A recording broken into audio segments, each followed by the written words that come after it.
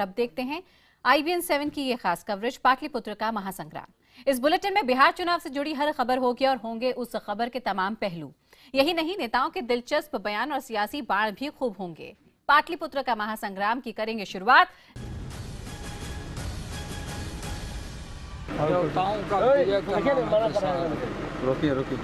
राक्षसी सेना पर वध करने का विजयदशमी मनाया जाता है। यही है अपना इतिहास। विरोधी भाजपा के हैं, 17 महीने से उनको काम करने का दिल्ली में मौका मिला। अगर उन्होंने लोकसभा के चुनाव में जो वादे किए उसको निभा दिया है, तब आपको मैं कुछ नहीं कहूंगा। तो पहलवान लोकसभा के चुनाव में अकेले चले थे रोकने के लिए। 40 में नीतीश बाबू हो गए 2, लालू जी हो गए 4। नहीं चाहिए, हमको पुराना दिन लौटा दीजिए। पुराना दिन लौटा दीजिए मतलब फिर से बिहार में अपहरण राज कायम कर दीजिए, फिर से जंगल राज ये कायम करना चाहते हैं। गोद में खेलने वाली बच्ची के साथ दुष्कर्म हुआ, 2.5 साल की बच्ची के साथ, 5 साल की बच्ची के साथ। आखिर कौन जवाब देगा? प्रधानमंत्री जी, केंद्र सरकार के नाक के नीचे ये सारी घटनाएं घट रही है और बिहार आकर के तो बड़ा लंबा चौड़ा भाषण देते। तो हवाबाज लोग हैं, हमारे साथ 17 साल रहे, हम जानते हैं। हवा खूब बांधते हैं, खूब बांधेगा, हवाबाजी करेगा। तो पहला चरण 12 अक्टूबर, दूसरा चरण 16 अक्टूबर हो गया। बीजेपी की हवा निकल गई और तीसरे चरण में तो इनका बुढ़िया बिस्तर सब समझा जाएगा। हमारी सरकार जरूर बनेगी क्योंकि यहाँ पे तो ज़रूरी है। हम भी यही कहते हैं कि यहाँ बिहार की जनता के लिए विकास होना ज़रूरी है और जो नहीं हो रहा है। मैं तो देख रही हूँ यहाँ पे कुछ ज़्यादा कुछ हुआ ही नहीं है। जो बहुत बड़े ढंग से जो मोदी जी सोच रहे हैं ऐसा सब होगा यहाँ पे, अगर हमारी सरकार आएगी तो। जब लालू जी आए तो पंखा ऐसे चल रहा था यूँ। वो खुद ही सोच रहा था कि मैं गिरूंगा तो जरूर। अब उसमें लालू जी दोष दे रहे हैं, ये सब बीजेपी वाला करा है, ये पंखा बीजेपी माइंडेड है। कौन बताएगा ये पंखा मेल था कि फीमेल? लोग हैरान, बोले पंखा मेल फीमेल से क्या मतलब है? होता है मतलब, अगर खेतान पंखा है तो मेल है, उषा पंखा है तो फीमेल है। ये सब जो है चेक करो इसको। तो पॉलिटिकल वर्ड, जुमलेबाजी, जलन। पाटलिपुत्र के महासंग्राम में तीसरे दौर से पहले सियासी बाण तेज होते जा रहे हैं। जंग अब निर्णायक दौर में पहुंच गई है। बिहार के तेज होते सियासी समर में हमने एक ऐसे शख्स से बात की जो सियासत की गंभीर बातों को भी हंसी के साथ कह देने में माहिर है। आप समझ ही गए हैं, हम बात कर रहे हैं राजू श्रीवास्तव की। राजू खुद भी राजनीति में हाथ आजमा चुके हैं, कई दलों से जुड़ चुके हैं। बिहार चुनाव पर उनसे बात की हमारे सहयोगी तारिक ने।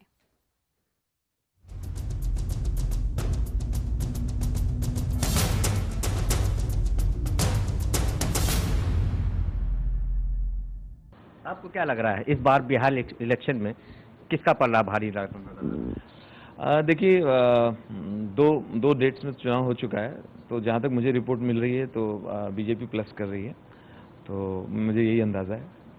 आपको क्या लग रहा है किसकी? विकास जीत रहा है, विकास। भाई मैं तो एक तरफा बोलूँगा, डेफिनेटली बीजेपी, उसमें कोई दो राय नहीं है, कोई शक नहीं है। विकास जीत रहा है इस बार, और बीजेपी का यही नारा है। और कल बड़ा फन हुआ पटना में। एक नेताजी बोल रहे थे, मैं कहता हूँ विकास होगा, मैं कहता हूँ विकास होगा। एक खिड़की खुली, एक महिला ने एक लाफा दिया, फालतू बोल रहे विकास होगा, विकास होगा, मुन्नी हुई है। लेकिन बहुत सारे नेता लोग हैं जो मोदी जी के ऊपर हमला कर रहे हैं कि कोई नहीं, वहाँ का मुख्यमंत्री का चेहरा कौन है?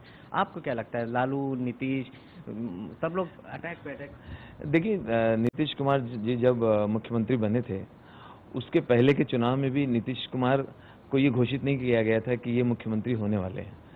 ठीक है, वो इलेक्शन के बाद ही डिसाइड किया गया था और उनको मुख्यमंत्री बनाया गया था। तो ऐसी कोई बात नहीं है। जहाँ तक महाराष्ट्र के चुनाव की बात है, हरियाणा के चुनाव की बात है, बीजेपी ने कभी डिक्लेयर नहीं किया कि हमारा मुख्यमंत्री कौन होगा, और बहुत अच्छी तरह जीते, और वहाँ के जो बने हुए मुख्यमंत्री बहुत अच्छा काम कर रहे हैं। लालू जी के ऊपर क्या सोच रहे हैं? अरे परसों लालू जी के ऊपर पंखा गिर गया, पता है? क्या बात है? हाँ, एक सभा में ऊपर से पंखा गिर गया। वो गिरा कि गिरवाया? नहीं नहीं, बीजेपी का पंखा नहीं था। हालांकि वो चाय पी रहे थे और लगा था ऐसा,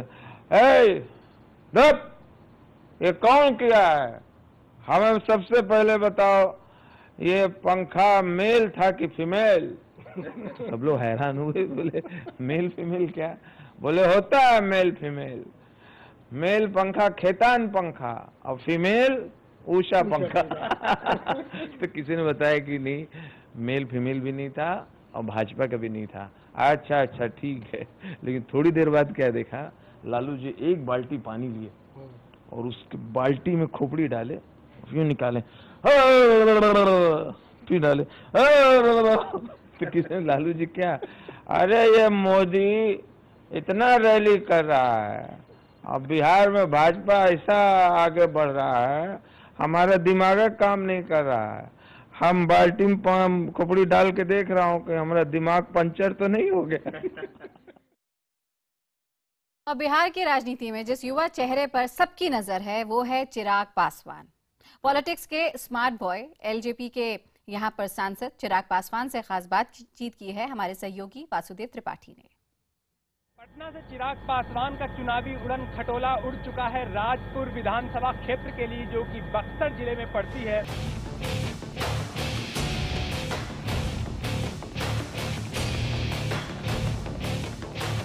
चालीस सीटें मिली हैं। एनडीए की दूसरी सबसे बड़ी पार्टी है बीजेपी के बाद में। आपसे हम ये जानना चाहेंगे कि आपको एनडीए से अलग एक पार्टी के रूप में 40 सीटों पर कितनी सीटें जीतती हुई देख रहे हैं आप एलजेपी की तरफ से? देखिए, ईमानदारी की बात है, इसमें से हम लोग 28-30 तक तो हम लोग आराम से जाएंगे, और अगर हम लोग 30 को पार भी कर गए तो उसमें भी कोई आश्चर्य की बात नहीं होगी। लोकसभा में ही मैंने ये कहा था, लोकसभा के वक्त जब हम लोग 7 सीटों पे चुनाव लड़ रहे थे, मैं शुरू से कहता रहा था कि कम से कम हम लोग 5 सीटें जीतेंगे, और अगर हम लोग 7 तक भी चले गए तो आश्चर्य की बात नहीं होगी। और वही हुआ भी, 6 सीटें हम लोग जीते, 7वीं सीट भी हम लोग थोड़े ही मार्जिन से हम लोग हारे। बहरहाल वो भी मामला अभी न्यायालय में विचाराधीन है, उस पर मैं कोई टिप्पणी नहीं करूंगा। उसी तर्ज पर इसमें भी विधानसभा में भी हम लोग का स्ट्राइक रेट बहुत बेहतर होने वाला है। हम लोग 30 का आंकड़ा भी पार कर सकते हैं आराम से। पॉजिटिविटी के साथ में कैंपेनिंग कर रहे हैं, तो एनडीए कितनी सीटें लाने वाली है? देखिए, हम लोगों का लक्ष्य था 185 प्लस। मुझे लगता है हम अपने लक्ष्य से बेहतर ही परफॉर्म करेंगे। लालू यादव कहते हैं हमारे ऊपर पंखा गिरा, बीजेपी वाले ने टोना डट्टा करा रहे हैं, बीजेपी और संघ वाले मिलकर के। देखिए, 21वीं सदी में आज आप तंत्र मंत्र, जादू टोना, काला जादू, ऐसी चर्चाएं करते हैं, थोड़ा सा अजीब लगता है। गॉड फेयरिंग मैं भी हूँ, मैं भी ऊपर वाले पर विश्वास रखता हूँ, बट ऊपर वाले पे विश्वास रखने का मतलब ये नहीं है कि आप तंत्र मंत्र, जादू टोना, ऐसी चीजों पर आप अपना विश्वास जाहिर करें। लालू जी जिस तरीके से इस भाषा का प्रयोग कर रहे हैं, कहीं ना कहीं उनके संस्कारों में भी ये दिख रहा है। जिस तरीके से वो अपने पुत्रों को, मेरे दोनों छोटे भाइयों को ही शिक्षा नहीं दे पाए, तो वो आज प्रदेश भर में फैले मेरे युवा भाइयों की शिक्षा की जिम्मेदारी उठाना चाह रहे हैं। तो ये भी एक चिंता का विषय है कि ऐसे नेता जो पढ़ाई लिखाई से ज्यादा तंत्र मंत्र में विश्वास रखें, उनके हाथों में बिहार का भविष्य कैसा होगा, ये जनता को अब निर्णय लेना है।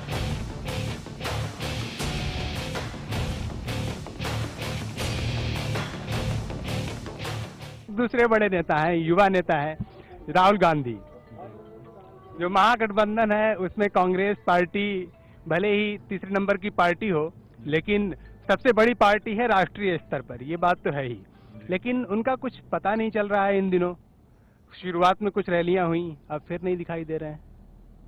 नहीं, देखिए, राहुल जी एक हमारी राष्ट्रीय पार्टी के उपाध्यक्ष हैं।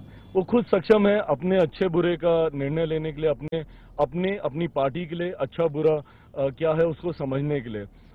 देखिए, मुझे नहीं लगता कि कोई भी व्यक्ति, आपके कहने का मतलब है कि वो यहाँ न आकर के अपनी पार्टी का भला कर रहे हैं? अब हो सकता है कि शायद वो उसमें भी एक भला हो, पर जैसा मैंने कहा कि मैं दूसरों की कमजोरियों पर या दूसरों की अच्छाई बुराई पे ज्यादा ध्यान ना केंद्रित करते हुए हमारे गठबंधन, हमारी पार्टी, व्यक्तिगत तौर पर मैं खुद, मेरी क्या मजबूतियां हैं, मेरी क्या वीकनेसेस हैं, मैं उन पर ज्यादा काम करता हूं। पासवान शादी कर रहे हैं। ये बाउंसर था आपका। बहुत कम ऐसे सवाल होते हैं वासुदेव जी, ईमानदारी से बोल रहा हूँ, जिसके जवाब मेरे पास नहीं होते। मैं स्पष्टवादी हूँ, हर चीज का बहुत ही क्लियरली जवाब दे देता हूँ, बट ये एक ऐसा प्रश्न है जिसका जवाब मेरे पास भी नहीं है। मुझे लगता है इसका जवाब मेरे पिताजी बेहतर देंगे, क्योंकि ये जिम्मेदारी मैंने पूर्णतः उन्हीं पे छोड़ रखी है, मॉम डैड पे छोड़ रखा है कि वो जो निर्णय मेरे भविष्य के लिए लेंगे मुझे वो स्वीकार्य होगा। पॉलिटिक्स में आप अपने आप निर्णय लेते हैं। हमारी जो है, हम आपके पिताजी रामविलास पासवान जी के साथ भी बैठे, उन्होंने मुझे बताया था कि ये बीजेपी के साथ, एनडीए के साथ जाने का फैसला चिराग पासवान का था और हमने उसे माना और हमें उसका फायदा मिला। तो ये फैसला लेकिन आप उन पे छोड़ देंगे? बिल्कुल, जहाँ पे मुझे लगता है कि मेरी उतनी काबिलियत है, मेरी उतनी सोच समझ है कि मैं सही निर्णय ले पाऊँ, वहाँ पे तो मैं ले लेता हूँ। बट शादी ब्याह बहुत ही हद से ज्यादा ही गंभीर मामला है, उसमें मैं रिस्क नहीं लूंगा, वो बड़े बुजुर्गों पे ही छोड़ रखा है। लेकिन कुछ टाइम फ्रेम तो बताएंगे हमें, कब तक हम उस पार्टी में आएंगे? बिहार चुनाव में मुख्यमंत्री नीतीश कुमार हर गांव को बिजली देने का वादा कर रहे हैं, लेकिन नीतीश कुमार के गांव में उनके पुश्तैनी घर को अभी भी बिजली का इंतजार है। नालंदा जिले के कल्याण बिगहा गांव में मौजूद है नीतीश कुमार का पैतृक घर। जब हमने यहां लोगों से पूछा तो पता ये चला कि नीतीश कुमार ने घर में तब तक बिजली कनेक्शन लगाने से मना कर रखा है जब तक कि वो बिहार के हर गांव, हर घर में बिजली नहीं पहुंचा देते। देखिए वासुदेव त्रिपाठी की यह खास रिपोर्ट।